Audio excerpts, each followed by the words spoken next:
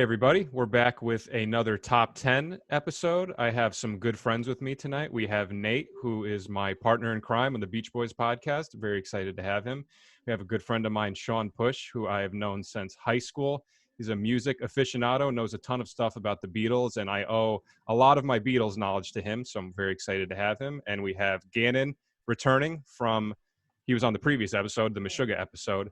So very excited to have him. And I've known Gannon for a really long time, and we've talked about music for years and years and years, but I don't think we've ever talked about the Beatles together. So I'm very curious to see where we line up. So same deal as every other video. We're going to go through our top 10 Beatles songs. We'll start with number 10, work our way down the list to number 1, and just discuss what we like about the songs, and then, just get into a little dialogue and go from there. So we're going to kick it off with Nate and start out with your number 10. My number 10 is from Revolver, 1966. Paul McCartney's Ode to Marijuana, Got to Get You Into My Life. I love the horns. I love the bass. I love the vocals, the drums, everything about it. They're just kicking ass. I think the horns are what makes it, and the way that the horns are mixed, how everything sort of distorts. It's a really exciting mix. It's just such a great tune.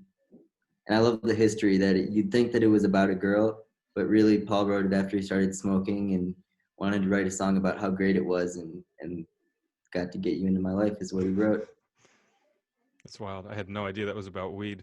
Yeah, So did Paul start smoking later than, because didn't they start smoking in Rubber Soul during the Rubber Soul period? So they all would have started smoking at the same time, give or take, in like 64, no, 65, late 64, actually 64 actually.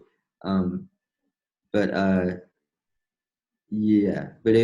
I guess it would have been a little into it, but still it would have been the first time that he felt comfortable enough to write about it in a Beatle context. Right. Put that on wax for a pop record. Yeah, it's really cool. I think Rick Beato has a video on that song too for talking about this is kind of theoretical about the Mixolydian mode. I think he uses that song as an example of a song that uses that. So yeah, it is a great song. I love the horns in that too at the beginning. Yeah. Really cool. Really interesting compositional stuff, how the chords change, but the bass note stays the same during the verse. Right. Yeah. Awesome. I just love that it just feels like it just builds up all the way to the end. Like the end, almost like an explosion of those horns. Because even the Got to Get You Into My Life part, that doesn't come in until the very end, right? Yeah, I think yeah. It's like a little hook and then they do a full blast on the end. Yeah, like if I'm wrong about anything, I know people will correct it in the comments. So nice. So my number 10 is You're Gonna Lose That Girl off of Help from 65. I've always loved this song. Probably my favorite earlier Beatles song. I tend to be one of those people that prefers more of the Rubber Soul and On era of the Beatles, although I do like the earlier stuff as well. But this specific song has always really stood out to me. Just really beautiful vocal melody. I love the falsetto. That's John doing the lead vocals, right? Mm-hmm.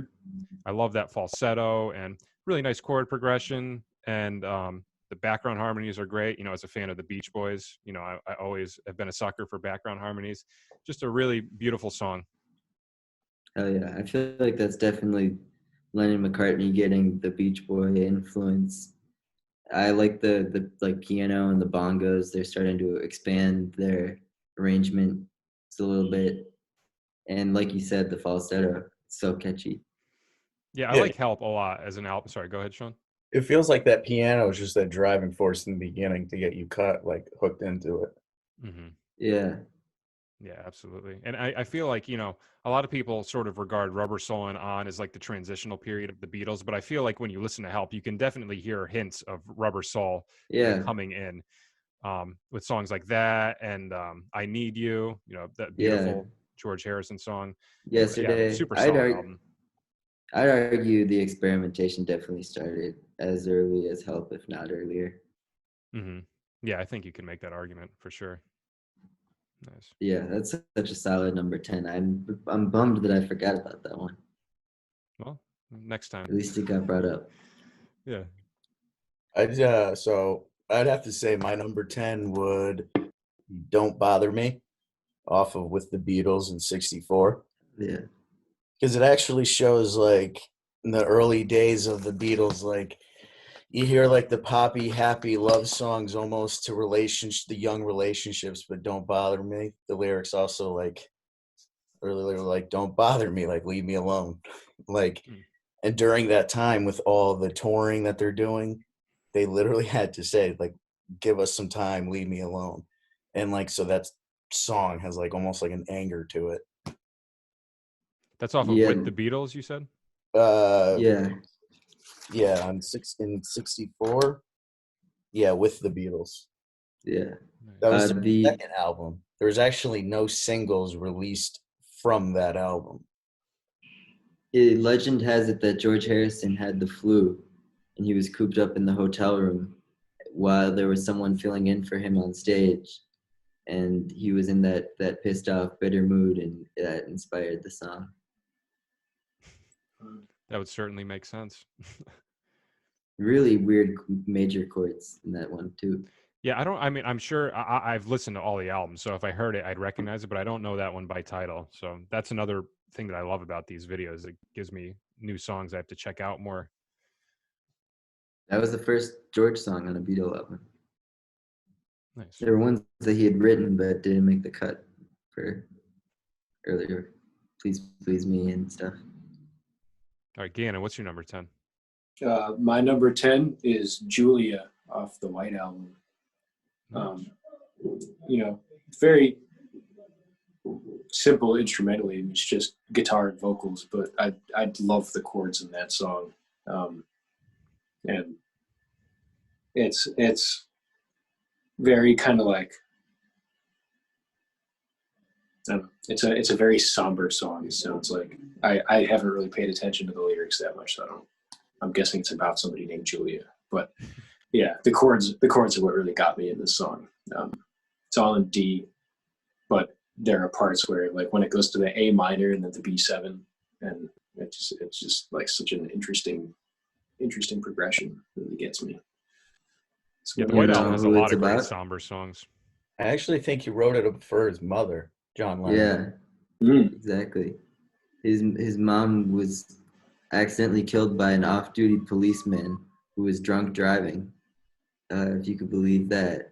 Wow. And fucked him up and stayed with him the rest of his life. Yeah. That's a beautiful way to use that pain and turn it into a song like Julia. Absolutely. Yeah, I mean, when you look at all of the Beatles albums, I feel like the White Album definitely has the most pain, in it. Yeah. Compared to everything else, with stuff like that, which I wasn't even aware of. And then didn't they take like a trip to India? Like, didn't they write a lot of songs on a trip to India? Mike Love was in that. Because of Maharishi. Yeah. Nice. It always comes back to the Beach Boys. I know. If I'm around. But that's like one of the things that's so interesting about the White Album. Like when you were saying how it's like a somber song, I think that's what you said. But I feel like the White Album is filled with songs like that. That when I think of the White Album, I think of like kind of dark, gloomy, sad, and then a couple like Happy Birthday. Like you have a couple of these like really upbeat songs kind of sprinkled in throughout. But that is a beautiful song. Of the White Album as almost like a sonic experience of withdrawal of what that would feel like. Especially because John was going through like heroin and stuff when they made the album. Like, just has that like bitter, sick, gloomy vibe. Like I'm so tired. Yeah, like some albums like Hard Day's Night or Rubber Soul are like uplifting to your mood. And I kind of feel like the White Album literally makes me depressed if I listen to all the album front through. Yeah. But let's see what is it my turn. Number 9, another Revolver song, For No One. I love the chords and the keyboards on this one. All Paul McCartney and George Martin like layering together. There's like the piano and electric piano and clav. And I think it has a lot of Pet Sounds influence. and that it was one of the first Beatles songs, if not the first, that was not guitar oriented at all, and like solely relied on like keyboards. And I think that was something that Paul would have consciously gotten from listening to like Beach Boys Today and Pet Sounds. Yeah, it's a really somber, sad song, but I love the melody and the French horn, played by a guy named Alan Civil.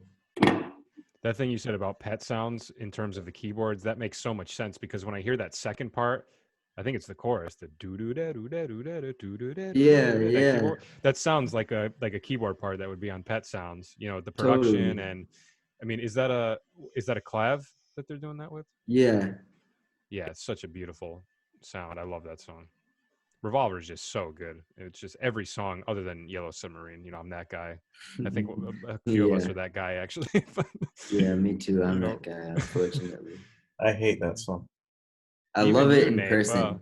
That's not going to make my list. I'm letting you know that.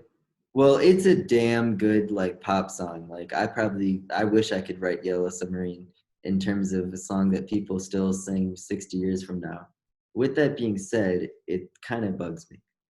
Right. I just hate that people define the Beatles with that song. I know. That's what irks me too. Because also it's just thrown into the middle of such a great album. Right.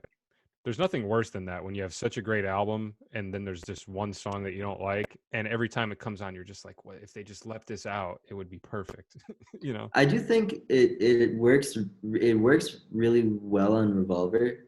I think Revolver is like this like very hazy listen, very like psychedelic, acid tinged, and to have like just a happy song like Yellow Submarine's like refreshing. Yes, maybe Yellow Submarine is the acid trip on the way to Sgt. Pepper's album.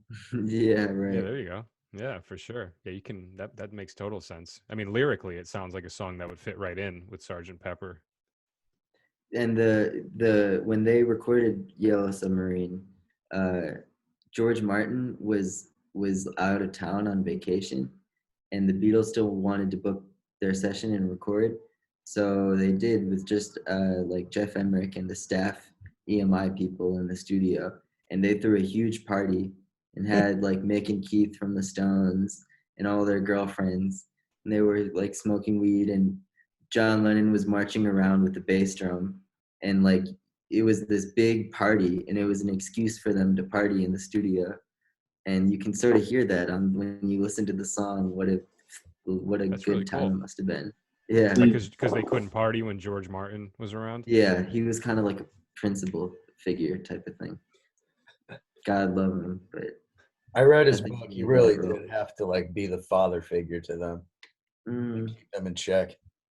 Like Brian Epstein at first, but like when it came to studio work, like George Martin was the one who told him, like, all right, you kind of recording, you have to do this, writing, you will have to do this. They will break the rules on him, but yeah, I could totally see them having an excuse of, oh, George isn't here, let's have a lavish party, and then just use that. Oh, we're just going to use 3 minutes of it for a song, but we used an entire weekend of studio time for just 3 minutes. Honestly, that gives me a new appreciation for the song. Just Right. knowing, like, you know, that is a cool thing. And I think that's very true in terms of like a producer, like kind of having to be like a babysitter and hold people's hands through things. Because I was watching a documentary. Tell me about it. I was watching a documentary on Todd Rundgren, and he produced like all of these albums in the 70s that people aren't even aware of. And he was saying, he's like, you know, people think when you're a producer, you just kind of get to have fun just messing around with the music and have people do their parts. He's like, you know, there's so many things. He's like, you have to be a psychiatrist, you have to be a babysitter, you have to be like a life coach for some people. Some people will just have like a breakdown and you have to like talk them off the edge. You know, it sounds really chaotic. So I could totally see that in George Martin's, situation. That's intense. Yeah. It is a hectic life. Yeah. All right, my number 9, we're going to go to the White Album. I'm going to go with Happiness is a Warm Gun. Always love this song. You got the three different sections. You have the dirty old man, the junkie, and then the gunman. And I really love the contrast between the sections. And if you listen to them on their own, it would almost sound like they wouldn't work together. But the way that they kind of piece it together throughout the song just feels so organic and so natural. And I particularly love the first section. I've always been a huge fan of like dark John Lennon. Anytime he writes like a darker kind of song, I really like the stuff that he comes up with, and that guitar part is just so cool. One of my favorite chord progressions in any Beatles song, and the vocal melody is just beautiful. Just an all-around great song, and it kind of ties into what we were saying about the vibe that the White Album gives off. I feel like that opening section of the song is like a perfect depiction of like what we're talking about with the White Album. 100%. That's Creepy in the best way. Like such a John Lennon, just nonstop, just can't stop writing about heroin. Yeah, exactly. That's how the song title too. I was reading, I think the song title had something to do with the NRA. Yeah, Gail Chulo should talk about it. Oh man. We'll get into that, yeah. George Martin had an NRA magazine like sitting on the console, and the like tagline of like this week's issue was "Happiness is a warm gun," and John always like took things that he saw in his life and got inspired from them. He saw that and gave him that whole song. Was George Martin like a big gun guy? You know, you wouldn't think so. I have no idea, but that's what I've always heard, is that it was his magazine. So maybe that was like a side hobby. Well, if he has an NRA magazine, I'm sure it's I know. like a. And how did that end up in England? What relevance does that have to them? NRA is national. He's on the mailing list in England. He's a subscriber. Just like very sympathetic to the Americans' gun cause. Yeah, maybe, you know, they spent enough time in America, I'm sure, to rub off on them a little bit. All right, Sean, what do you got? All right, my number 9 would be "You've Got to Hide Your Love Away" on Help in 1965. That song was a John Lennon song written but toward Brian Epstein. He was hiding his gay life from everyone, so it was pretty much an ode to him, is from what I've read. But I thought it's a great song because it's pretty much explaining or showing somebody like the pain of not being able to express your love. Well put. I love that song. I like the flute. It's really simple too. It's just a guitar, an acoustic guitar. Yeah, I like the 12-string. Was Help the first album that they didn't do any covers on? I think Dizzy Miss Lizzy is on it. Oh, so Rubber Soul was the first? Rubber Soul still has one cover. I think Really? Which Revolver's. Yeah, let's fact check it. It has. Oh, you might be right. Yeah, you're right. Or unless, is What Goes On a cover or an original? I think that's an original. That's an original, yeah. So Rubber Soul is all originals. I'm wrong. Yeah. So my number 9 is completely just a complete change of pace. Being for the Benefit of Mr. Kite off of Sgt. Pepper's. Great. So good. You know, it's something about bands that manage to like capture that haunted carnival vibe in their music. I love it. I love it. Love such a good, like, just full sounding organ. I love when there's like, when it gets into that second section, there's all of those cascading lines, and it kind of gets into that bigger waltz feel. With the tape loops and the harmonicas and stuff. Yeah. Mm-hmm. There's so much going on, it almost feels scary. Yeah, exactly. Scary as hell. Such creative arrangement. That whole album, I mean, the production, I feel like, just reaches a completely different level on that album. Like Revolver is great, but Revolver is more of, I would say, like a straight ahead rock sort of vibe with some elements of psychedelicness coming into it. But then Sergeant Pepper, it's just like, it's like this explosion of psychedelia. That's a word, right? Yeah. Psychedelia. Hmm. All right, I want to make sure. Yeah, that's such a good song. My little cousin, that's one of her favorite Beatles songs, which I think is so cool for like a little kid That to is really really like cool. that song. Yeah. Yeah. Is it my That's, turn? yeah, go ahead. Number 8 from Beatles for Sale, Every Little Thing. I love it's so catchy. I think it really sums up like the Beatles, uh, like Mercy beat, Britpop era very well. The woo era. I like the timpani in the chorus. Um, and I like the way that John and Paul lock in with the close harmony. Another one I got to check out. Yeah, I'm sure I know it. Like I can't think of it off the top of my head. Yeah, I get really iffy with a lot of the earlier stuff. Like I've heard all of them, but when it comes to like the titles, a lot of times I have a hard. I'm the same way with a lot of Led Zeppelin songs for whatever reason. Like just the title, like I know the songs, but a lot of times the titles I just get iffy with them for whatever Yeah. reason.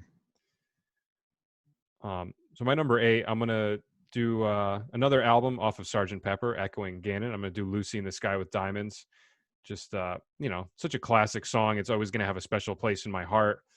And everything we're talking about, sort of the psychedelic vibes of that album, I think this song is just like the epitome of that. I mean, when I listen to this song, it just elicits so many like colorful images, and I feel like the cover of Sergeant Pepper, like that perfectly encapsulates the vibe of Lucy in the Sky with Diamonds. And I love the way that the different sections sort of like melt into each other, because you have the opening part, which is in 3/4, and then it goes into like that waltz groove, and then it just goes into 4/4 for the chorus, and then it just melts right back into that 3/4 into the verse. It's so cool, so trippy.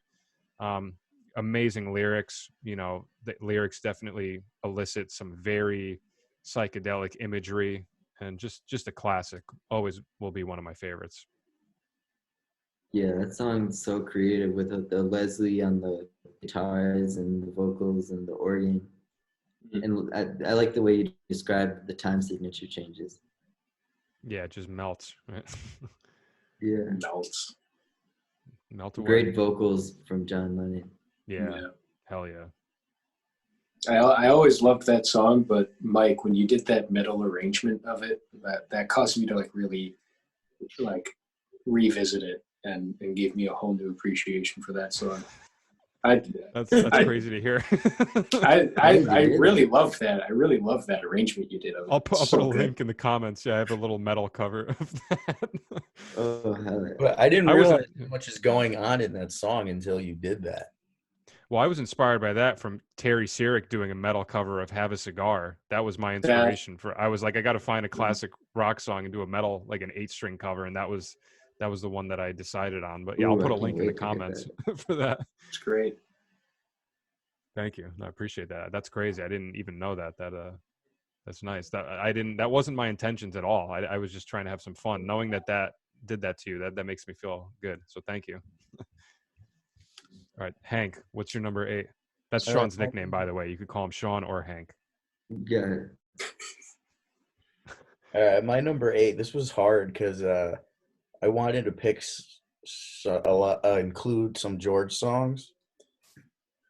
So this song, though, it's a John Lennon and Paul McCartney song, but George Harrison, his riff, his guitar is just great. The beginning of A Hard Day's Night, that album is just, it's different from the other two because now they have a name, they're bigger, but the beginning of that first chord of A Hard Day's Night, it's on a 12-string. So it hits you hard for a Beatles song and for a Beatles album. Was that the Rickenbacker, right? Yeah, they had the Ricky 12-string, John Lennon's acoustic electric Gibson, Paul doing a whole chord on the bass with all the strings, George Martin playing a piano chord, I think Ringo playing a timpani.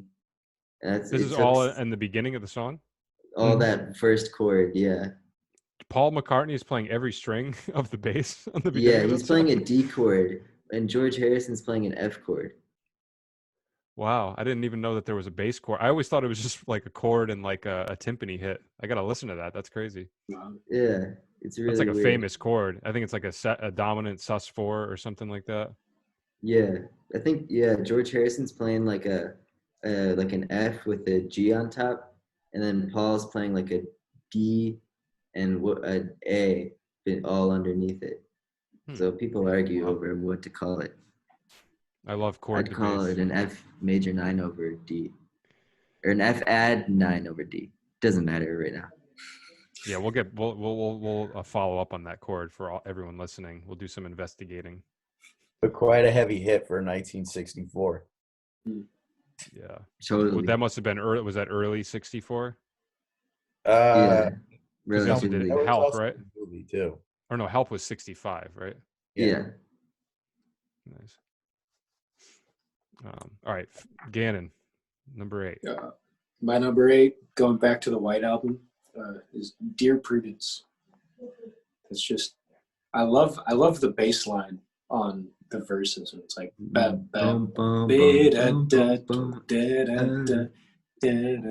just it's so groovy. Yeah, exactly. It's just I love the drum groove too over that bass line. The like the double time on the hi-hat, I think.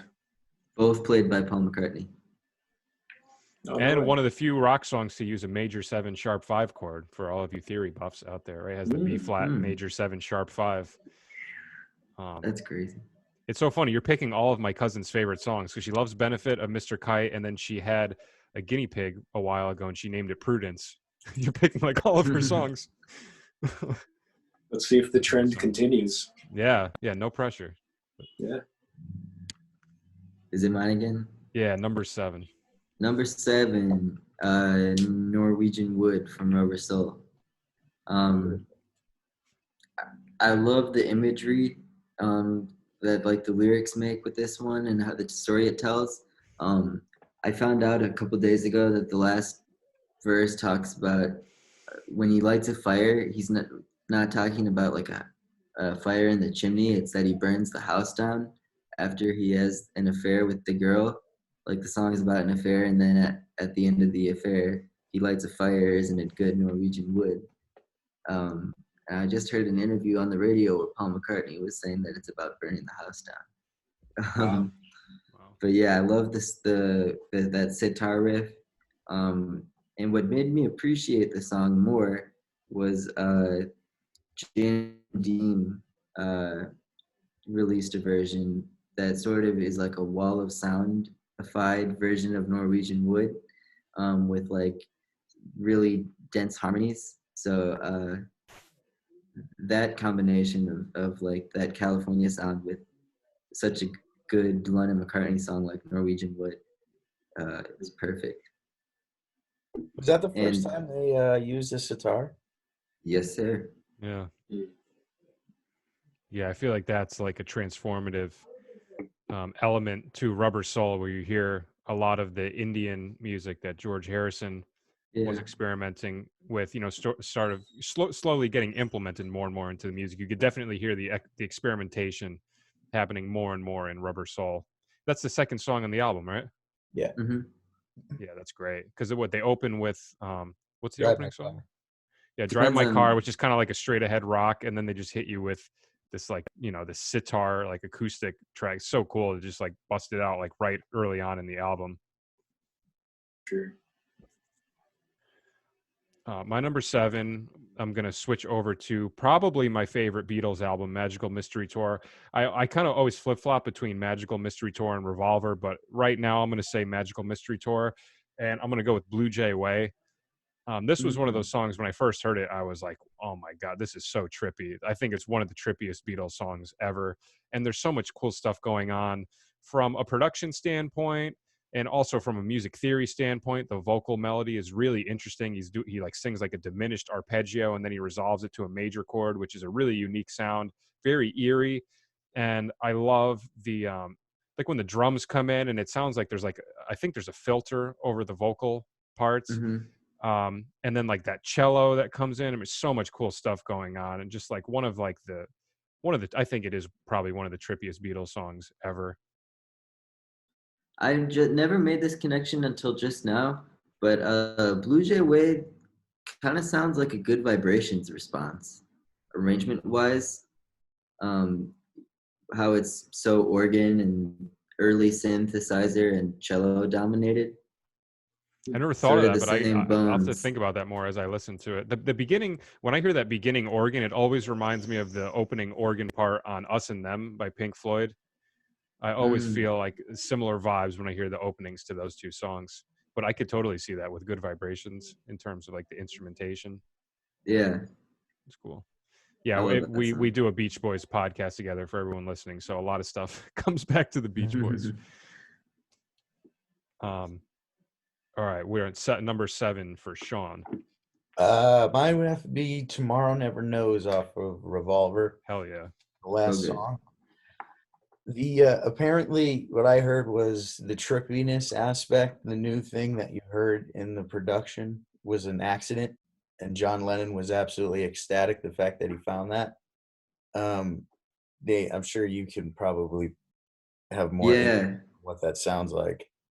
basically the whole groove they got into with Revolver was recording music and then playing it backwards and like so there's like the backwards guitar on I'm Only Sleeping and stuff like that. And John Lennon discovered it by accident by putting the like the test pressing that he'd get to take home on his tape player backwards. So it played everything rewinding. And he said it sounded like fucking Indian music or bloody Indian music or something like that. And so Tomorrow Never Dies was like pushing that to the extreme and like making a whole arrangement out of just like recording shit onto like tape and then playing it back and forth at different speeds. And there's no key, it's only one chord. John Lennon brought the song into demo and he sang it for 2 minutes. And George Martin said, "There's only one chord. Aren't you gonna play some other chords?" And John Lennon said, "No, only one chord." And so George Martin and Paul McCartney were like, "Oh my God, how are we gonna make this like a record if it's just one chord?" So that's why they got so creative with the tape loops.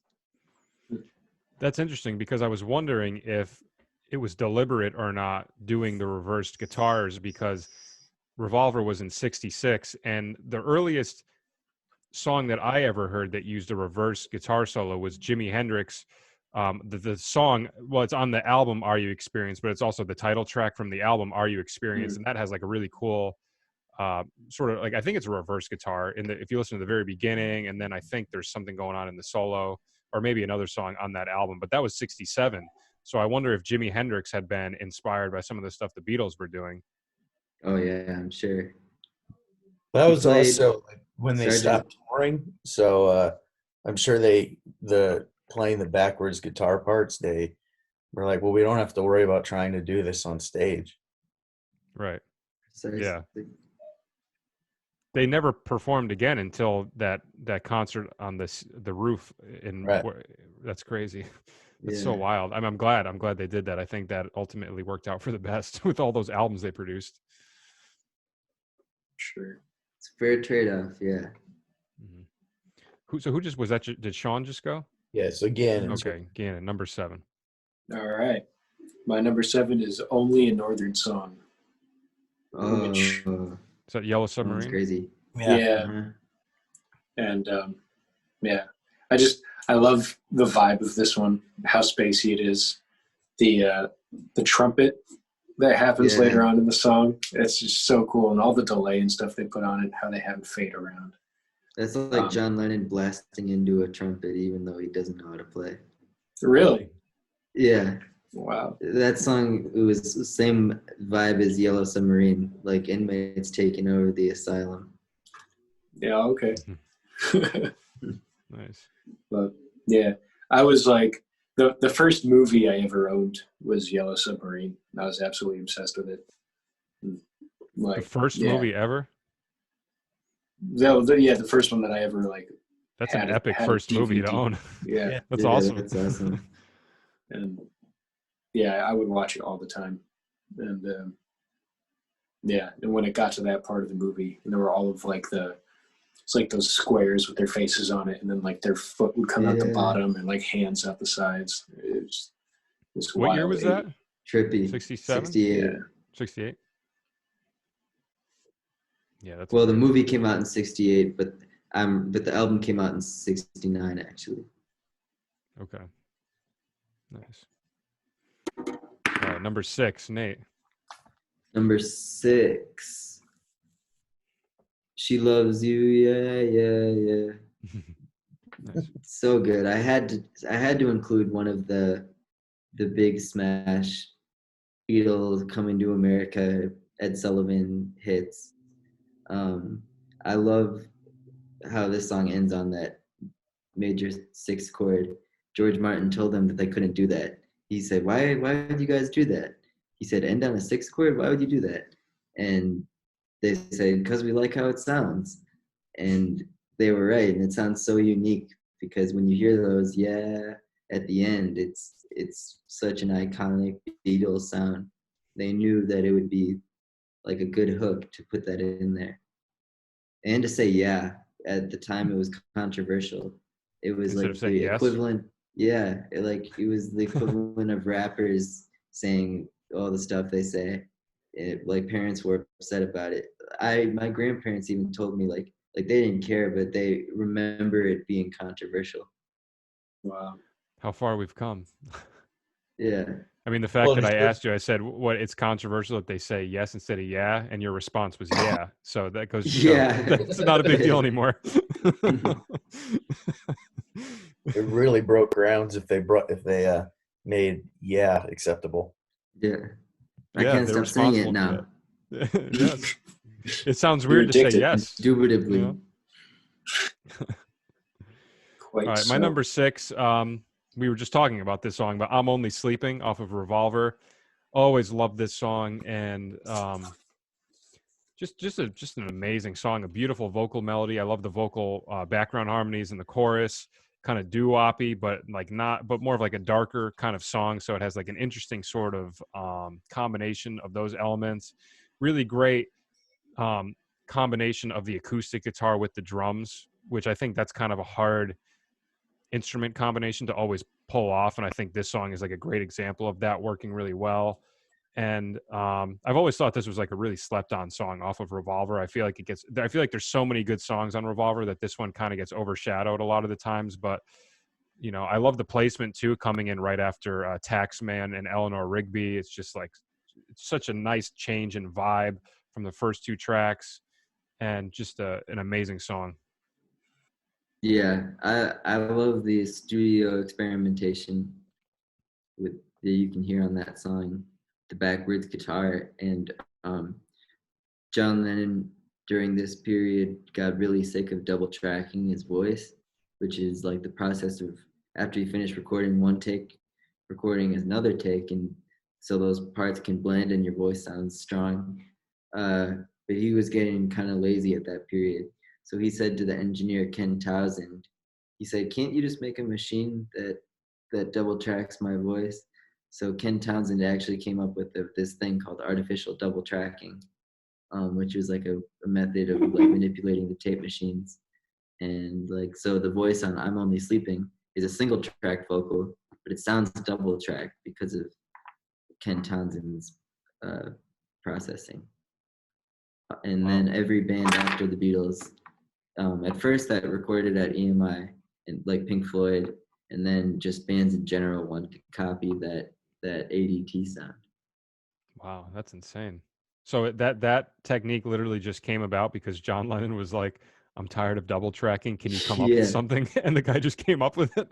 Yeah, because think about it, you have like the biggest act in the whole globe. Right. So then he's like, "Oh shit, I better come up with something," and then it became a standard effect that every band uses. So cool. Wow, that's amazing. I never heard of that. This is what I love about doing stuff with you. You're just full of great facts. I mean, all of you guys are.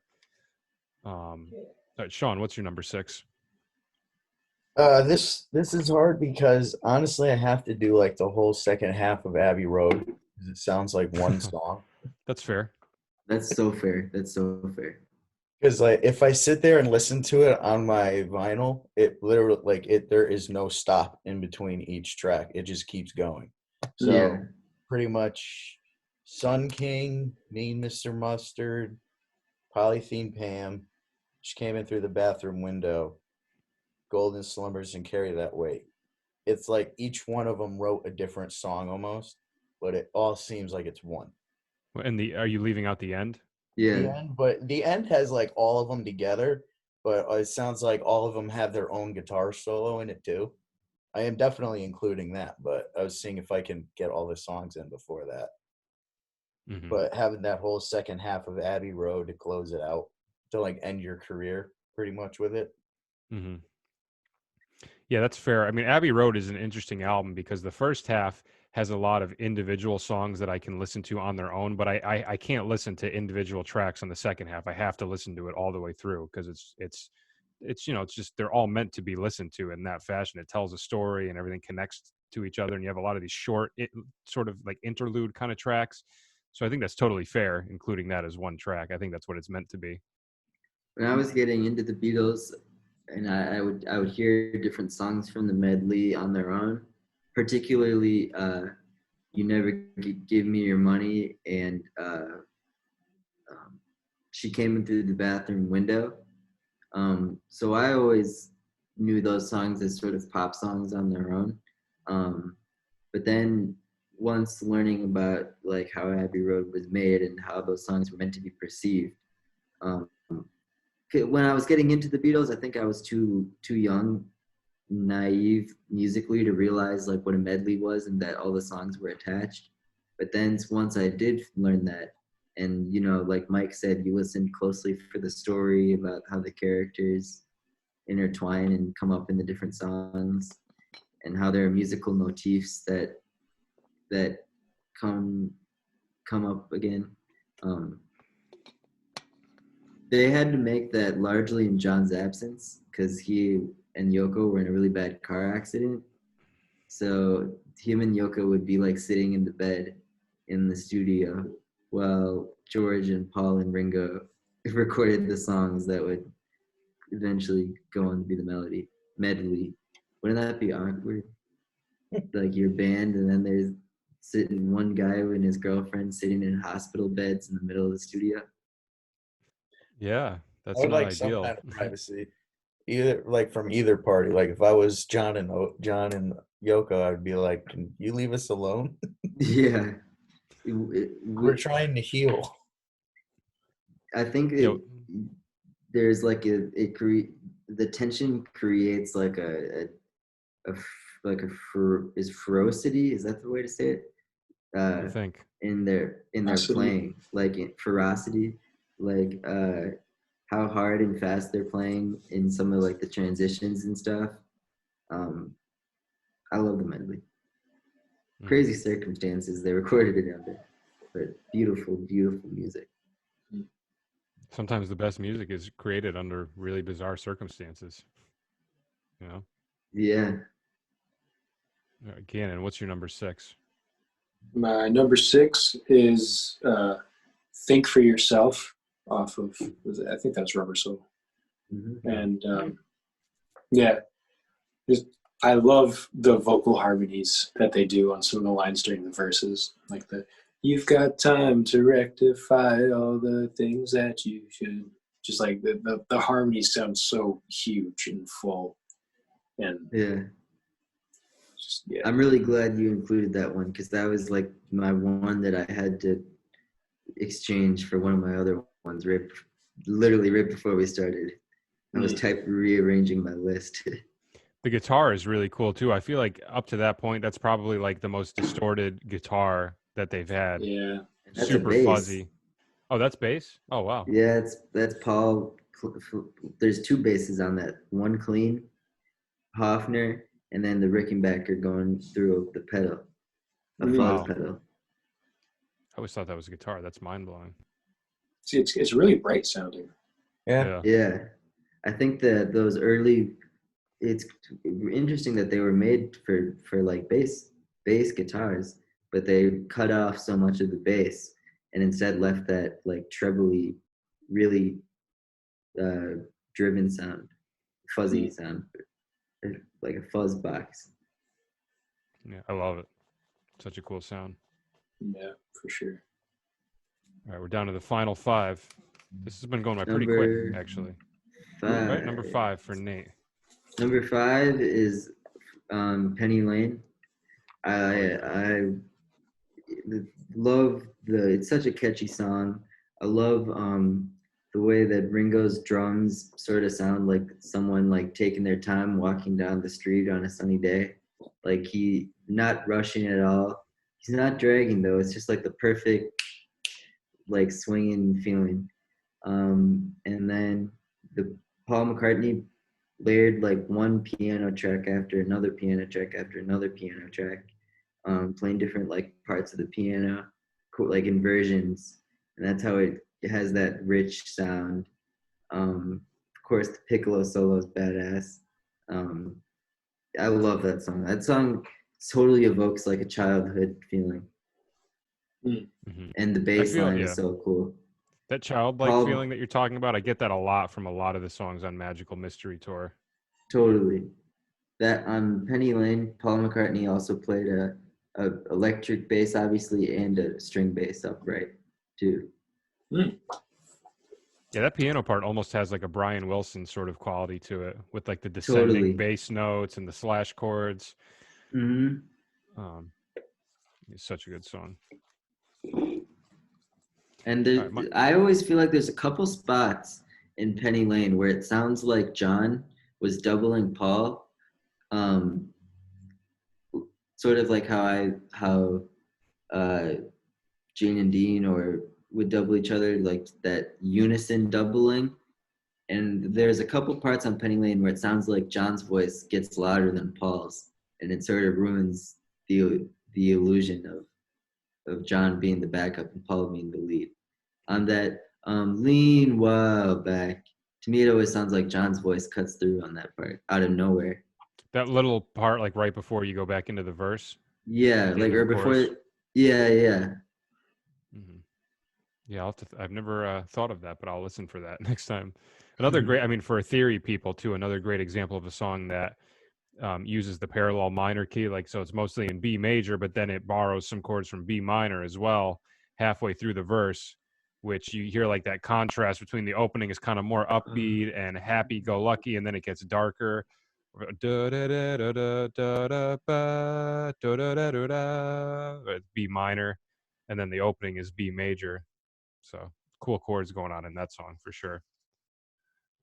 So my number 5, I'm going to go back to the White Album. This is a song I've always thought was incredibly underrated. I'm going to go with Good Night, the last track on the White Album. Mm-hmm. Such a beautiful song. So many great things going on. I don't even know where to start.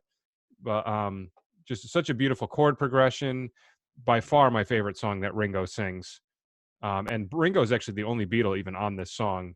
But the orchestration on George Martin's part is just absolutely incredible. All the strings are just so beautiful. And then you have that choir. What was their? I wrote down their name. I've never heard of Mike Sam's singers. I hope I'm saying that right. But this choir that does background vocals. And it's just such a euphoric song. It reminds me of the type of song that sort of like brings you into like this fantasy world. Like I kind of compare it to like the song Pure Imagination from Willy Wonka. Like when I hear that song, it's just like it elicits like these images of like just like this fantasy world. I don't know how to put it into words, but I get that same kind of feeling when I listen to this song. It's just so euphoric and so beautiful. Yeah, John wrote it as a lullaby for Julian, and he was too embarrassed to sing it on the record, so he had Ringo sing it. And it's just a light-hearted song to end, like we said, a heavy album, like Right. Totally. Especially at the end, like when he's whispering "Good night," it's like the perfect way to wrap up the album. You're just like, oh my god, it's so beautiful. But also think about it. He was the voice in Thomas the Tank Engine, so it is very soothing and relaxing, especially for children. I always forget that it was him. Did he take George Carlin's place, or was he before? Because he was the train conductor, right? Yeah. Well, because I don't know. I think Ringo was a narrator of it, and George okay. Carlin was the host of the show itself. Well, George Carlin was Mr. Conductor. He was like the midget guy that would appear, and he would tell stories, and he would be like a train conductor. But then I thought at one point he left the show, and then Ringo Starr took his place. I've never seen it in so many years, but I'm pretty sure that Ringo did play the conductor. Just I used to watch my Beatles knowledge, not my Thomas knowledge. I just remember I used to watch that show when my grandma would be around sometimes when I was a kid, and I would love it. And every time George Carlin would come on the screen, she would be like, "Oh, he's so nasty. I can't believe they're letting him be on a kid's show." And I'd be like, "What is she talking about?" And I was always so intrigued, but that was like in the 90s. There was no YouTube. I had no way of like investigating what she was saying about him. And then, years later, I'm just like, "Oh, wow, that's insane." It's so weird that they chose him for this kid's show. No idea. I had no idea he was on that show. Yeah, that's amazing. Well, it's not Thomas the Tank Engine. There was a show called Shining Time Station that had Thomas the Tank Engine in it. They're all on YouTube. Wow. I actually watched a couple a few weeks ago. I started thinking about it. I was like, I wonder if it's on YouTube. And there are like most of the full episodes are on YouTube. Stuff you can find on YouTube. Yeah. Yeah, that's for sure. There's a lot of stuff there. Hank. Is it mine for number 5? Yeah, let's push it through. All right. Savoy Truffle off of the White Album. Nice. I like it because it just introduces so much groovy and funky horns to the band and to that album. It's about a lot of Eric Clapton's chocolate addiction. Or addiction. What? Really? Yeah. Because George Harrison was friends with Eric Clapton, and he was always eating boxes of chocolates. Wow. That can get really dangerous really fast. Yeah. Just being on tour, having unlimited money, just being able to eat as much chocolate as you want. Yeah. That's wild. I think you should have plays on that song too. His other fixes. What was that, Sean? He should have stuck with chocolate instead of some of his other vices, I think. Yeah. Yeah. True. Hey, he's still with us, and he looks pretty good. So he's one of the lucky ones. That's true. If you could call Clapton lucky. What's that? I said if you could call Clapton lucky. Yeah, maybe not lucky. He's lucky in terms of how he's aged. And, maybe just only in that regard. Yeah. In other regards, I feel terrible for him, and I'm sorry that he went through all the terrible stuff he went through. But loves chocolate, so yeah, my kind of guy. Same. All right, Gannon, what's your number 5? My number 5 is A Day in the Life. Nice. What a journey, what an epic adventure in like 5 or 6 minutes. It goes so many different places. There's just like so much going on in that song, and I don't know, every time I hear it, it just makes me feel empty and full at the same time. It's an interesting feeling to have when you listen to a song, but yeah, it's definitely my favorite Lennon vocal. It's so haunting. The feel of the songs and the lyrics just go down and up pretty much, like Lennon being very, very just dry and slow and depressing, and then Paul's part coming up and it's just lighthearted and groovy, and then it goes back down to John's depression. Mm-hmm. But I guess how relevant part. I guess John hated Paul's part. Really? I never heard that.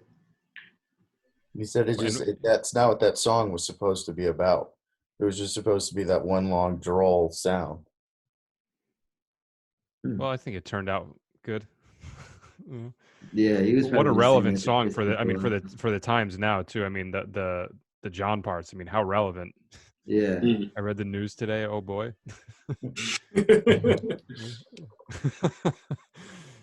All right. So number 4, Nate. Number 4. Look at my list again. She's Leaving Home from Pepper. I love the orchestral arrangement. And the lyric is so haunting and sad. it was about a real event that Paul was reading about in the newspaper, like at some like psychedelic rock concert, that this girl went missing, and Paul sort of felt like a tad bit responsible.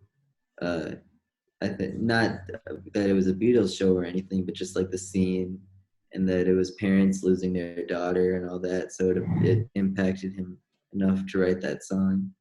And I love the way that John and Paul's vocals lines like interweave each other on the chorus. I like how in the end of it, it has that falsetto in there that just drops into like a regular high note. Yeah.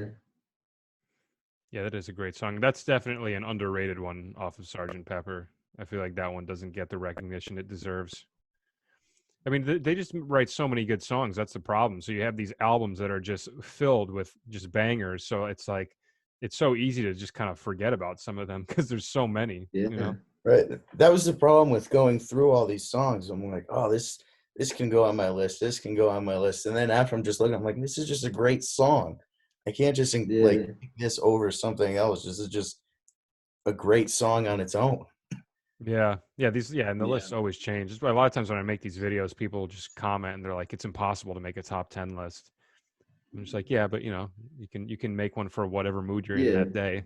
Yeah. Just Usually pick how one I for the make these, day. how I make these, I just go through every album in Spotify and I just take all my favorite songs from each album and I put them in a playlist, and then I just do process of elimination from there until I can finally narrow it down to 10. And that seems to Same. work for me. That's how I've done it. Um, I always feel bad for certain songs. Yeah. Yeah. Yeah, it's hard. It's really hard. Especially like when you're up at like number 10. Like for me, there's always like 5 or 6 that I'm always alternating for the number 10 spot. Yeah. All right, you just did your number 4, right? Yeah. Mhm. Okay. No, it's on Um, you. Yeah. Okay, so I believe I'm going to be doing the first. Nobody's done a song off of Let It Be yet, right? Nope. Nope. Okay, so I'm gonna break the ice with that and go with Across the Universe. Typically, I prefer Let It Be Naked over Let It Be, but this one and one other song, I actually do prefer the Let It Be version. I Oh, really thank like God. the strings and the choir on this. That's something I feel like is a for me a pivotal part of this song, and that I think it's kind of missing on Let It Be Naked. Let It Be Naked, I like the track order more than Let It Be. So they kind of both have things that I like and dislike over one another. But just such a beautiful vocal melody and chord progression and great lyrics. Just always been one of my favorites. So you kind of made my segue easy.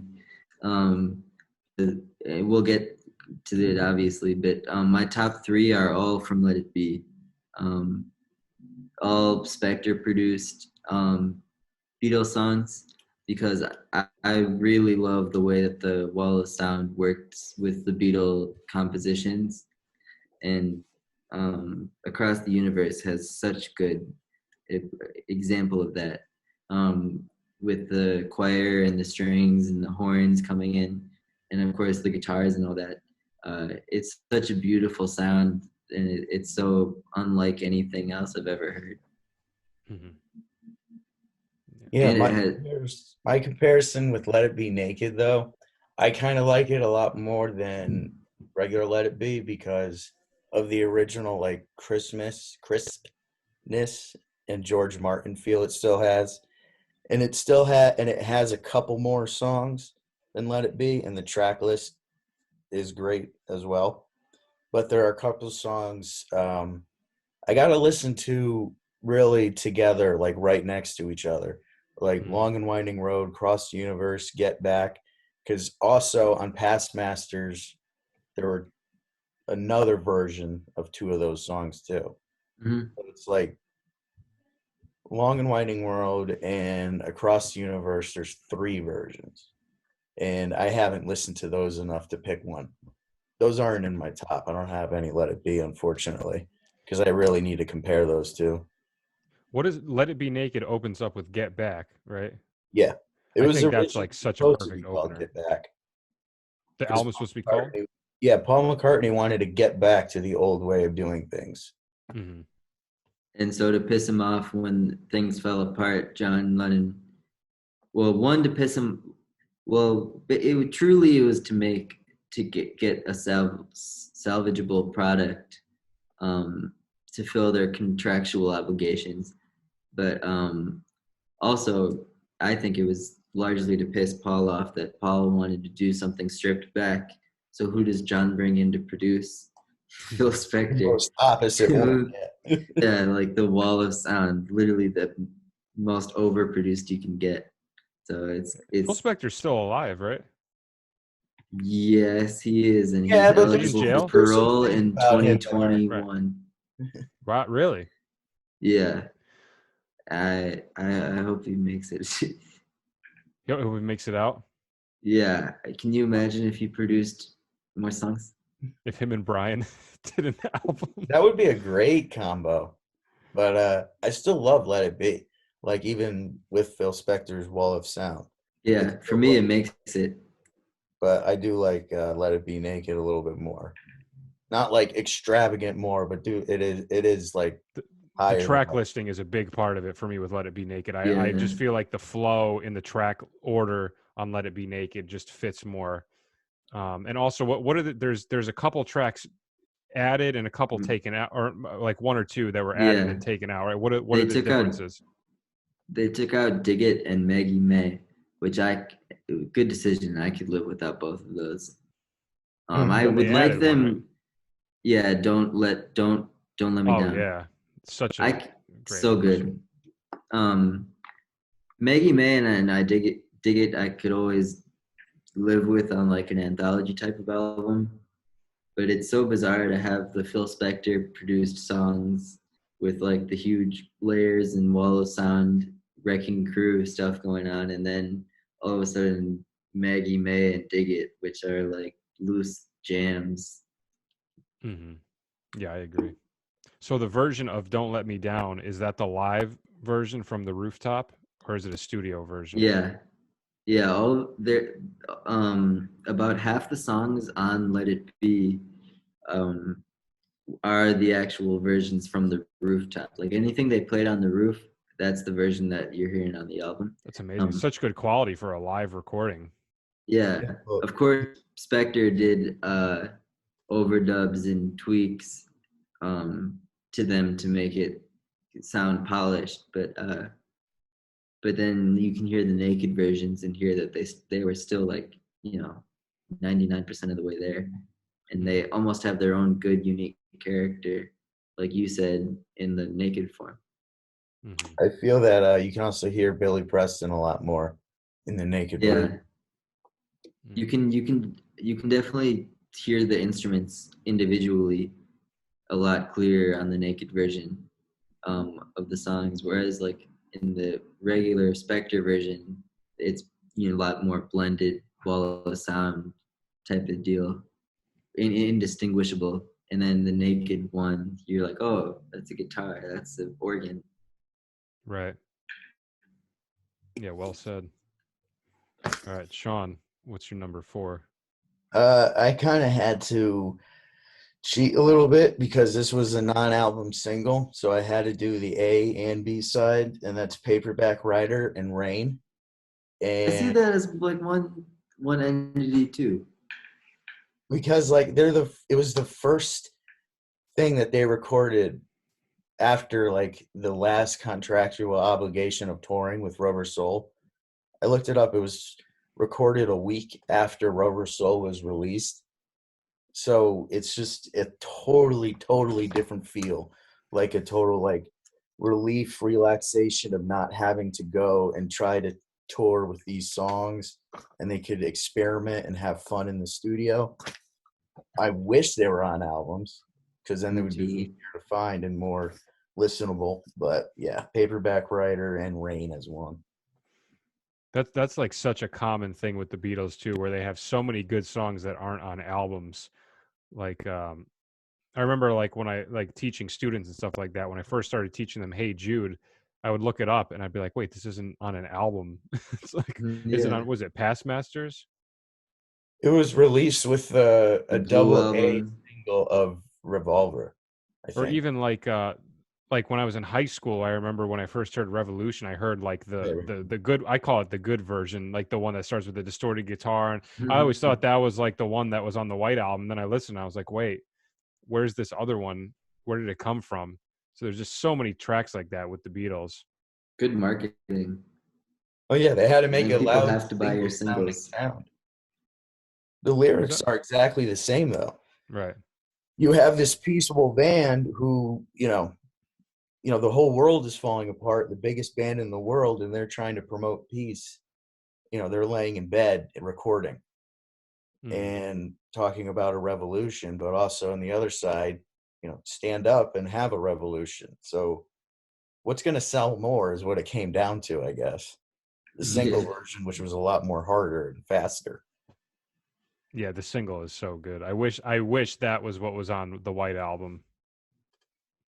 Yeah, it would fit pretty good too. That distortion is so good at the beginning too. Yeah, and that's a guitar going straight into a console. Just with the Really? gain pushed so hard to get that crazy distortion. Badass. Sweet. All right, Gannon, number 4. Number 4, my number 4 is Hey Bulldog, also off the Yellow Submarine. That was like one of the first riffs that I got like really obsessed with as a kid. Yeah, it's just such a good like blues rock. It's just a jam. And I also Perfect like song for No, go ahead. I was going to say perfect song if you're teaching somebody the blues scale. It's like the perfect example of how to use the blues scale in a riff. Yeah, oh for sure. Well, such a good bass line. No.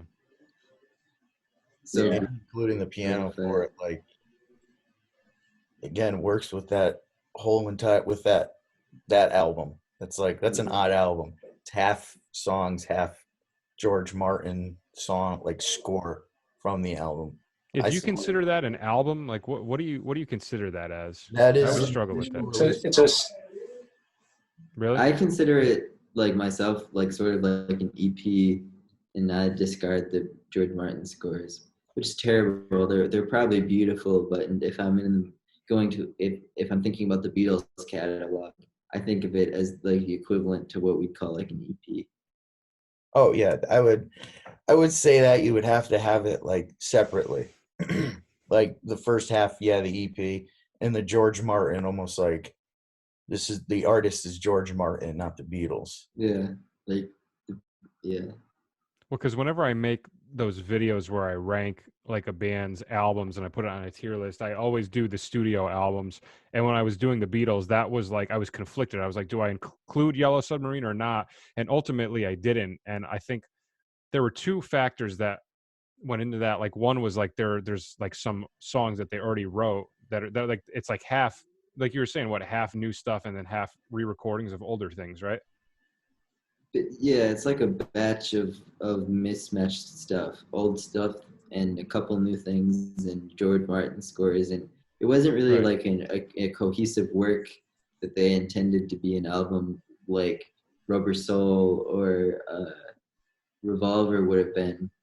It was definitely like a label schlocking together different things from the cutting room floor to make money. But then also, so it was like because of that, and then also because it was like written for a movie. So a lot of times I would put it more in the soundtrack category as opposed to like a studio album, you know? But the songs are really good.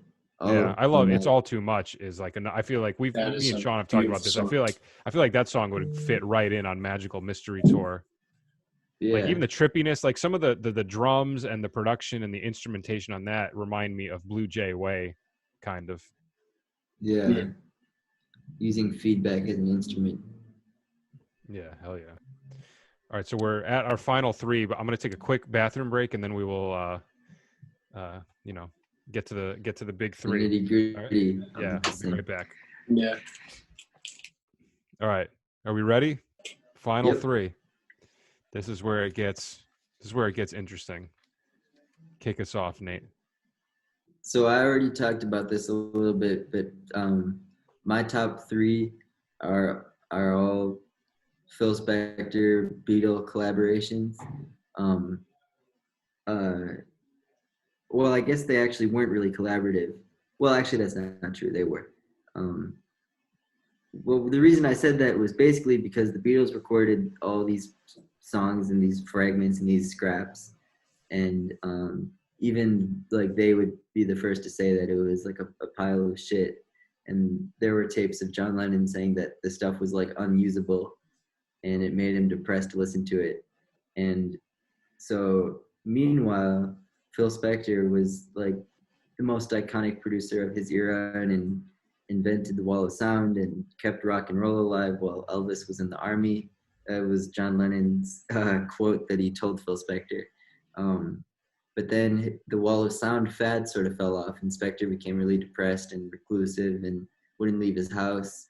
And so George Harrison loved the Phil Spector records and thought that it would be a good idea to bring Phil Spector into the Beatles circle, and maybe that would help Phil Spector get confidence and get his mojo back.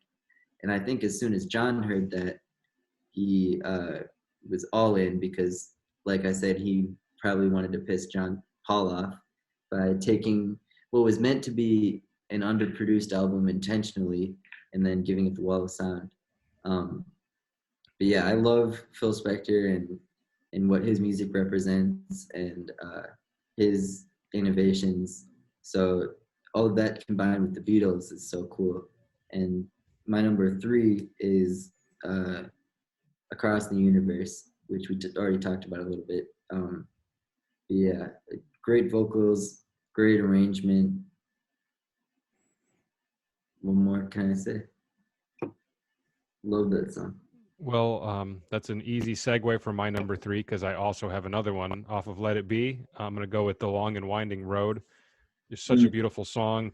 Another one where I do prefer the Let It Be version over Let It Be Naked, particularly because of the string arrangements. I just think the strings are so beautiful, and that little string interlude that happens halfway through is just so touching. It's so just so nice, and great lyrics.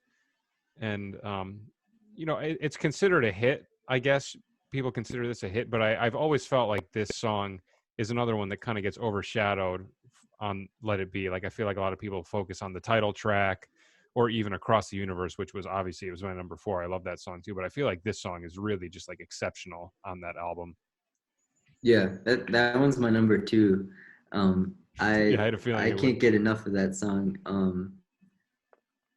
To me, that's like the brilliance of Phil Spector meeting the brilliance of the Beatles.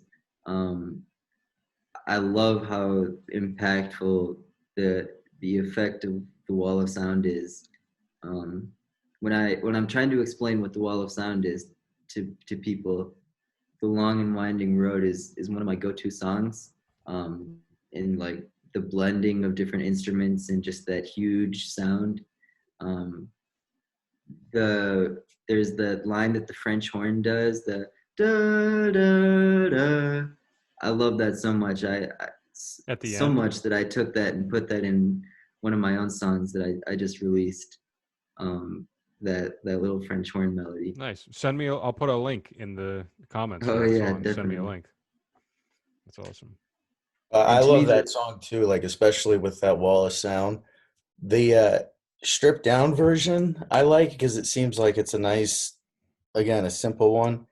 And it has, you can tell it was just written on a piano, nice and smooth, like in the beginning, the long and winding road, and it just sounds like a little plink plink on the piano. But Phil Spector just completely made this beautiful, just string arrangement with it.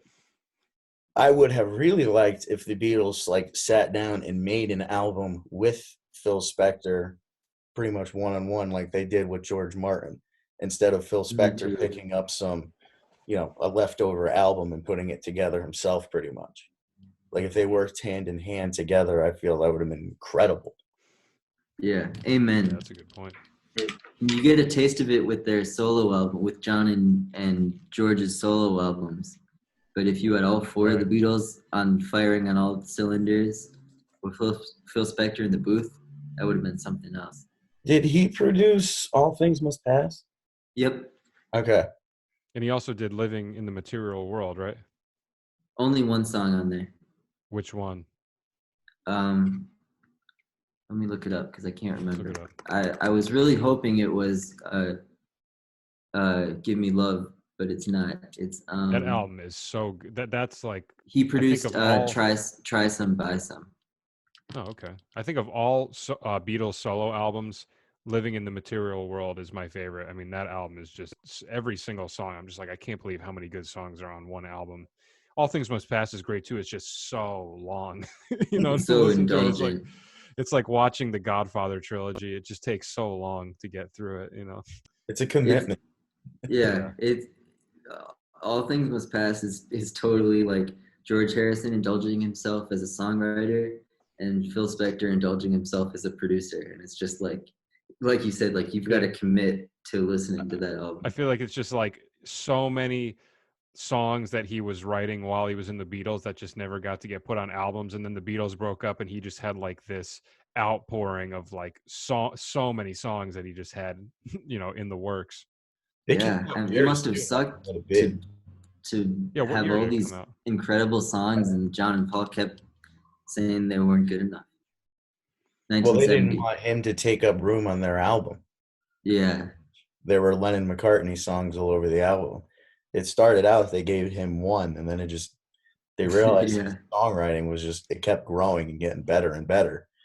Like to have a 3 LP album, All Things Must Pass, coming out a week after, the Beatles announced they break up. You had some things backed up already.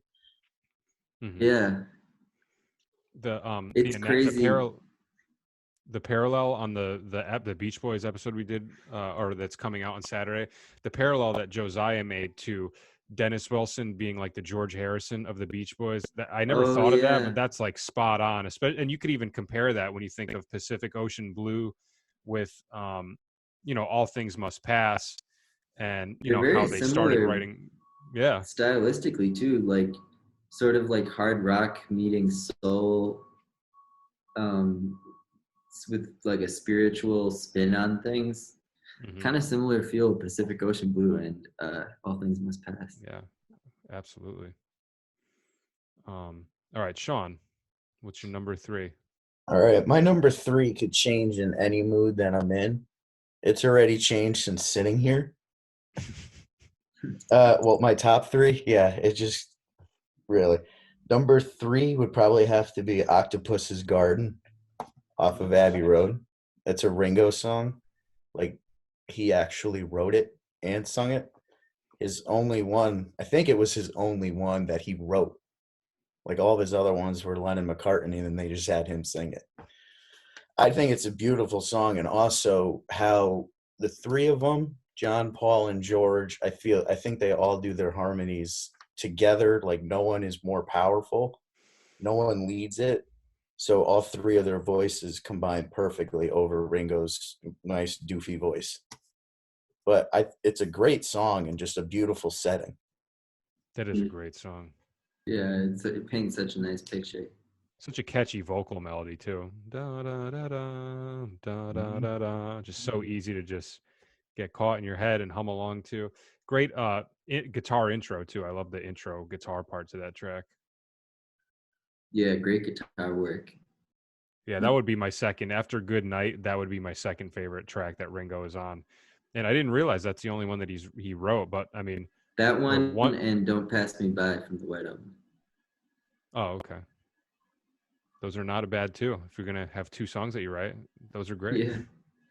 All right, Gannon, number 3. My number 3 is Within You, Without You from Sgt. Pepper's. Nice. That by this point, I think George's influence from Indian music has been like very developed, and you have a lot more Indian instrumentation on this one. Now you have tablas and you have a couple other things. And yeah, just all the melodies throughout. This is such a cool song. Well, this would be a perfect time to ask what you looks like you have an Indian instrument behind you. Is that a sitar? It is a sitar. Let's just hear a little. Give us a little taste. I really can't play it. Wow. I'm But sure you can play better than any of us can, so that's good enough for me. Well, for any people watching, just pick it up and show people what it looks Yeah. like in your hands. it's actually kind of an interesting one because it's an electric sitar, No way. so you can plug it in. Yeah, I think there's like a little microphone in here. You got some like nice Fender knobs. I love it. Can you send me like a recording of you just like doing like a little strum, and I could put that as like the intro little jingle for the because I need something for that.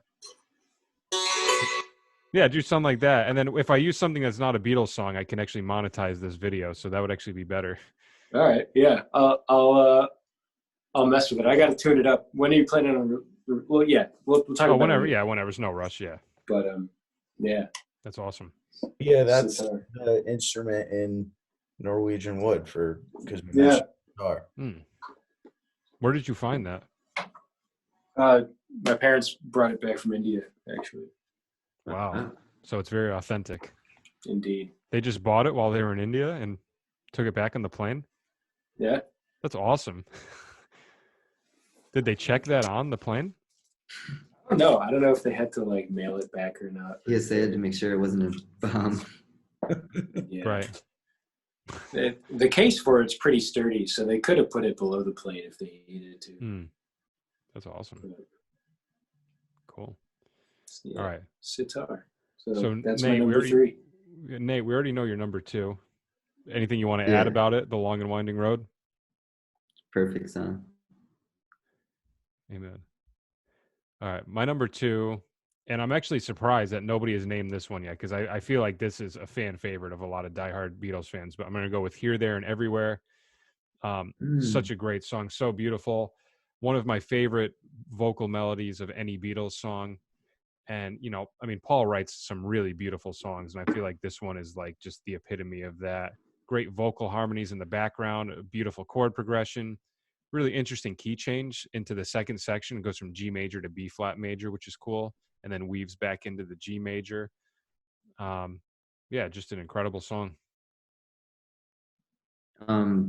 Bruce Johnston from the Beach Boys says that that when he took Pet Sounds over to England and played it for John and Paul, that Here, There, and Everywhere was their response to that experience. You can definitely hear that like thick harmony, falsetto stuff going on in that song. And I think there's like 7. The beginning is in like 7 time. Oh, really? Yeah. I always thought, or at least like that's how I've seen hits. it arranged before, written out. Yeah, I'm trying to think of it. I don't want to try to figure it out on the video. That's cool though. Yeah. Over the "To Be a Better Life, no one my love to be here." That part. Yeah. Yeah, that's cool. I'll have to check that out. Great track. All right, Sean, number 2. All right, I think this song could have a real emotional connection for a lot of people, so that's why it's high up on my list.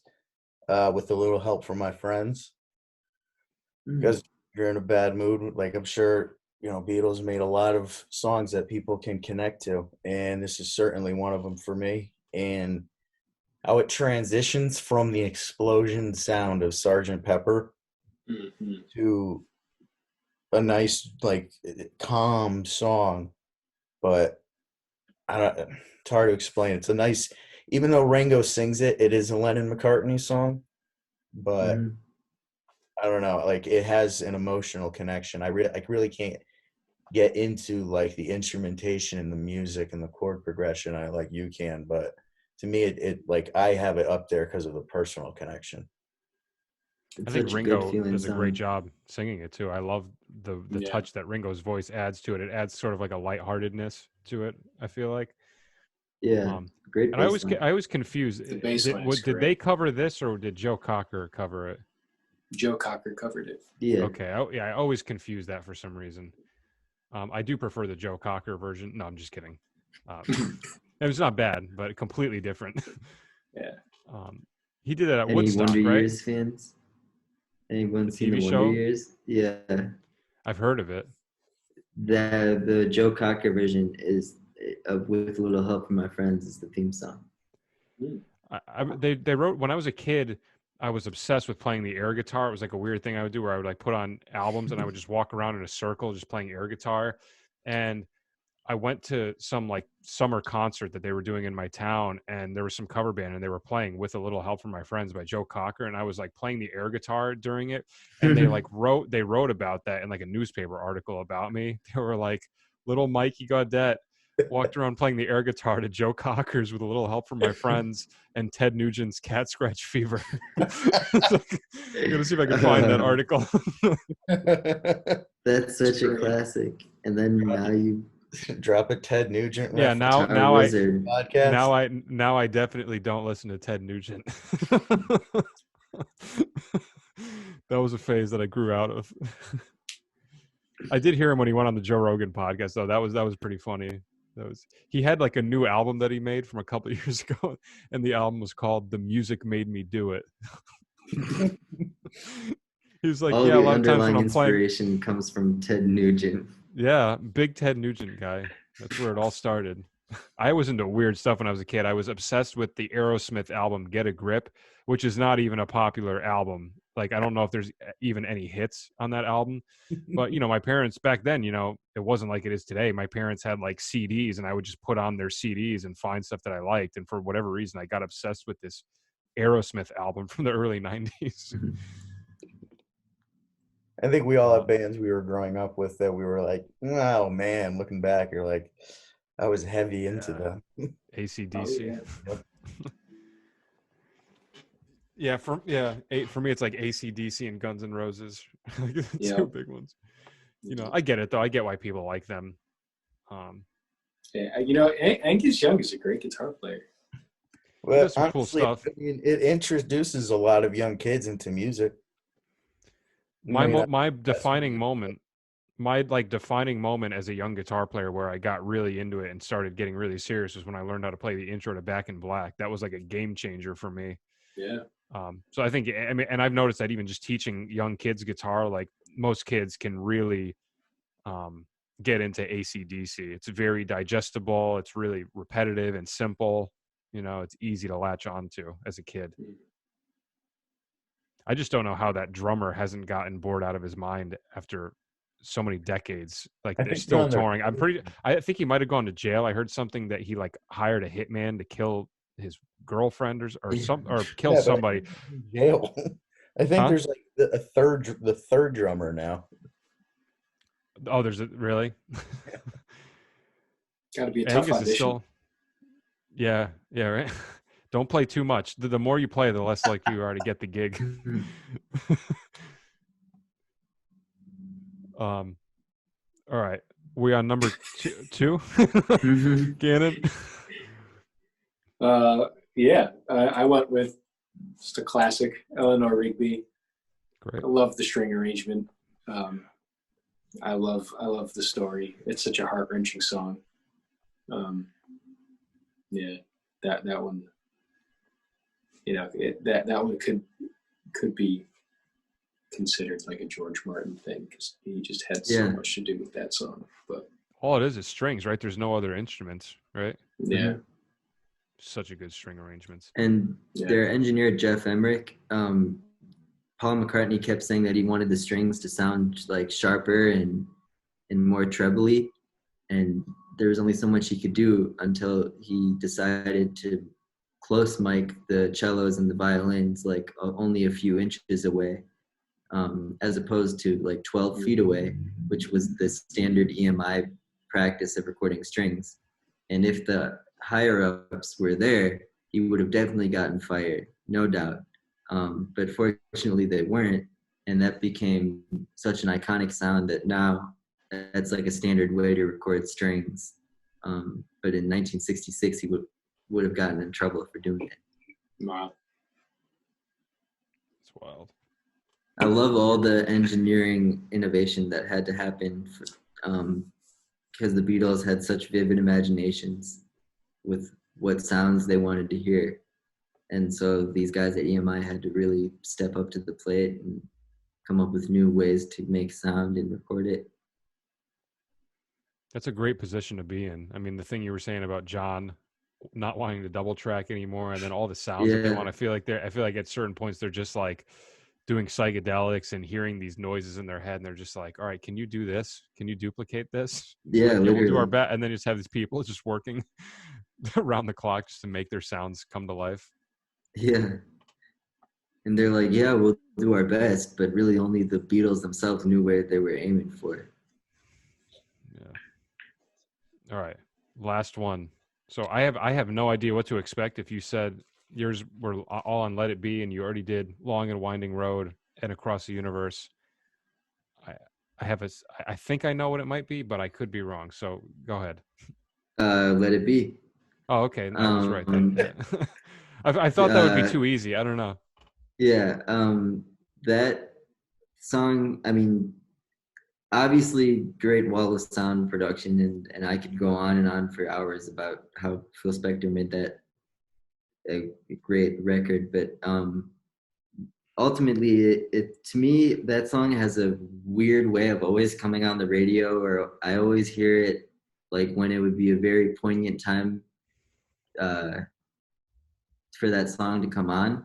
Like like one time, like going through a childhood house that I used to live in, and like all the memories that was associated with that, then leaving and getting in the car, and of course Let It Be comes on the radio, and just so many things. I'm always amazed how that song finds its way into my ears when I need it the most. And it's so touching and so comforting. And I know I keep bringing him up, but uh, Brian Wilson whistles "Let It Be" to himself when he's anxious, when he needs comfort, Wow. and I think that song is like the best, one of the best songs ever written to do that type of thing, to make you feel calm and relaxed, and that's definitely why it's my number one. Yeah, having a song like that, a song that just can always remind you just to try to stay in the present moment and just let go of whatever is either making you anxious, making you sad. It's always great to have a song like that. And this song is like the epitome of that. Yeah, And it's good. I mean, he mixes a lot of, because he's explored a lot of different religions, obviously. And I think, does he talk about, because he says Mother Mary, and does he bring up like any like the Hinduism stuff or Buddhism at all? yeah. So it's interesting. My dad always thought that that was a Bible reference too, but it's actually that Paul McCartney's actual mother was named Mary, and Oh, she wow. too died when he was a teenager. Um, so he kept having dreams that his about his mom. So it was like to him like a literal thing. Mother Mary comes to me, and I Wow. don't think he intended the biblical crossover, so to speak. But I think that may be why it resonated with so many people and gives a lot of people comfort, is that Right. connection doesn't hurt. It Beautiful. definitely does sound like a spiritual song, regardless of Yeah. if you make that association or not. You can feel the love coming through that song for sure. There's certain Beatles songs that are like considered like the really big hits that I've just heard too many times and I've kind of gotten tired of at this point, like a song like Hey Jude. But like Let It Be is in that same category of like one of their mega hits, but I never get tired of Let It Be. You know, Yeah, it's one of those songs I can listen to over and over again. me too. Usually I do. Usually when it's over, I'm like, I gotta hear that again. Start it over. Yeah, great choice. My number one, I was actually surprised that this ended up being my number one, but I was just going through and I was listening to all of these tracks that I narrowed it down, and I just really, really love this song for whatever reason. But I'm gonna go with "Your Mother Should Know" off of Magical Mystery Tour. Oh, Such so a good. solid song. I think for me, just I don't know why, I just love the vocal melody so much. And then the Very chords are jazzy. yeah, and a really cool chord progression underneath, and the vocal melody just like weaves in and out of those chords so perfectly. Just da da da da da da da, like all these little just like subtle like chromatic movements and stuff like that, and then that interlude with the Hammond organ. I think it's You a can Hammond, right? definitely hear Paul's passion for show tunes coming through. And his dad was a big jazz, big band, um, like Broadway trumpet guy. And so he'd play all these songs with his jazz band. And Paul McCartney was introduced to like this rich tapestry of show tunes and jazz music. And I think that's one of the songs where it really shows up. Yeah, that's so true. It sounds like he can just effortlessly write like the songs that would be in musicals from before his era. It does have a very musical like quality to it, even like that piano part. And I love the opening too, right from the beginning. It just has my complete attention, where you have that piano part with those vocal harmonies. Da, da. Yeah, It sounds like it's one instrument almost. totally. Hey, you guys have seen the sequence in Magical Mystery Tour when they're walking down the stairs in the tuxedos singing that song? I've never seen Magical Mystery Tour. Oh my God. I haven't Trippiest seen most movie of ever. those. I'm embarrassed to say it. I haven't seen most of those. They're all great. I love them. Yeah, I was surprised. My top two are both Paul songs. I love that song anyway. Like that was a hard Me one too. for me to not include. It was Yeah, I was definitely also there. I had like a moment like 2 weeks ago. I've been teaching this song to one of my students, and I've been playing it on piano, and she plays it on guitar, and it just like hit me. I was like, oh my God, these chords are just like perfect. Just a perfect chord progression. Just such a good song. Like I can never get tired. I can listen to this song over and over and over again. I was really surprised that it ended up being my number one, but I was just narrowing it down. It just kept going down the list, and it made it to number one. I was like, I guess this is it.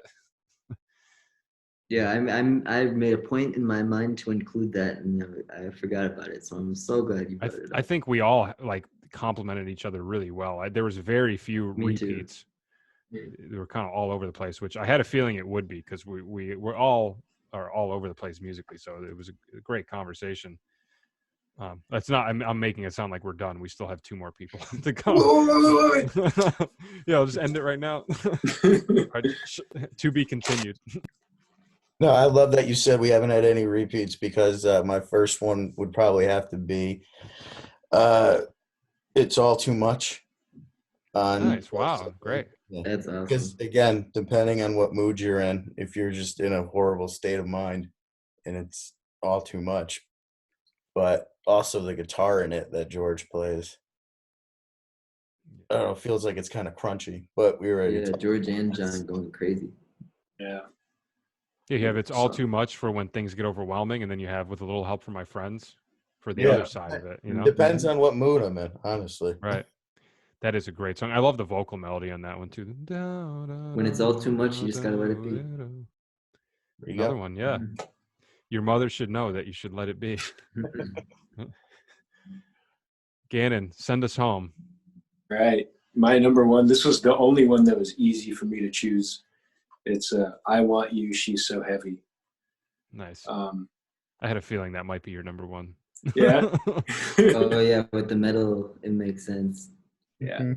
Yeah. I mean, that riff is just so good. And it's so dark. And I also, I love both sides of the song and how manic it is. But,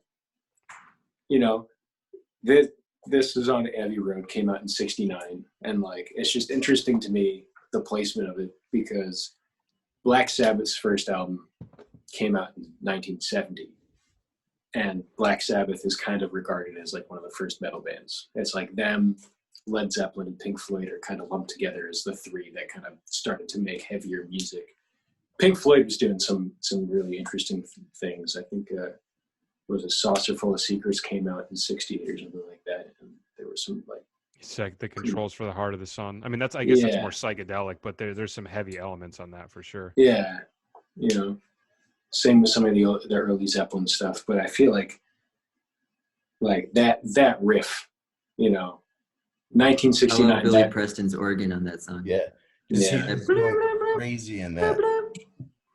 Yeah. That's such a good point, though. I never thought of that, how that actually predates Black Sabbath. Because I remember the first time I heard this song, I was driving in the car with Sean, and this was before I was really exploring all of the Beatles albums. And this song was on the radio. It was like on WPKN, and it was during that it was during like that really extended section where they just keep playing the riff and there's like no singing or anything. And I was like, this is so badass. Who is this? And Sean's like, it's the Beatles. And I really thought he was messing with me like the whole time. And I think it was the end, because I don't think the vocals come back at any point when he fades out. Yeah. And then they're just like, that's She's So Heavy by the Beatles. And that was like such a confusing moment for me. It's like, what? Yeah. But totally agree. That's a great point. I love the ending in there too because they just cut it. And like listening to a Ringo interview way later, he was like, you know, they said you have to like write an ending for the song, and he's like, why? What are you gonna do? Not release it? We'll just cut it right here. It's 7.5 minutes long anyway. Do you want us to write more? So awesome. That's actually it just ends with that Moog synthesizer wind sound. Yeah. Did you see what somebody left on one of our Beach Boys videos? They were like, take a drink every time Nate says Moog synth. Oh, that's a classic. So funny. But yeah, and it feels like you know they make a storm by the end of that song with like the wind sound and everything like that, and then all of a sudden it opens up and here comes the sun. Yeah. Hell yeah.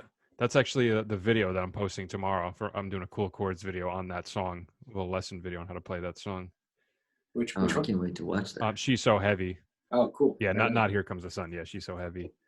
Yeah, great. Yeah, for theory heads, that song is a great example of secondary dominant chords. Because in D minor, and then it has an E7 flat 9 and a B flat 7 to get to the A augmented. As an augmented chord too. A lot of really cool stuff theoretically going on there. Yeah. Yeah, what a great song. That's a great number one to have. I'm shocked it didn't make my list. Yeah, that's a good one to end off on. All right, well, we can wrap this up. That was awesome. Thanks a lot, guys. That was a lot of fun. I enjoyed it so much. Yeah, it's so good to hear. Always guys. learn a lot. Always learn a Songs. lot from these. So we will, we'll put this up soon. We'll get the lists, figure out which songs we all agreed on the most. But that was a very diverse conversation. That was exactly how I was hoping it to go. So, Hell yeah. thanks Loved again, it. guys. Thank All you. right. All right, to meet thanks you, to Nate. everybody for watching. And yeah, Nice to meet you guys. Take care. Good night. nice to see everybody. I know everyone already, but nice to see you guys. All right, we'll see you guys in the next video. Have a good night, everybody. All right. Adios. All right, take care. Bye.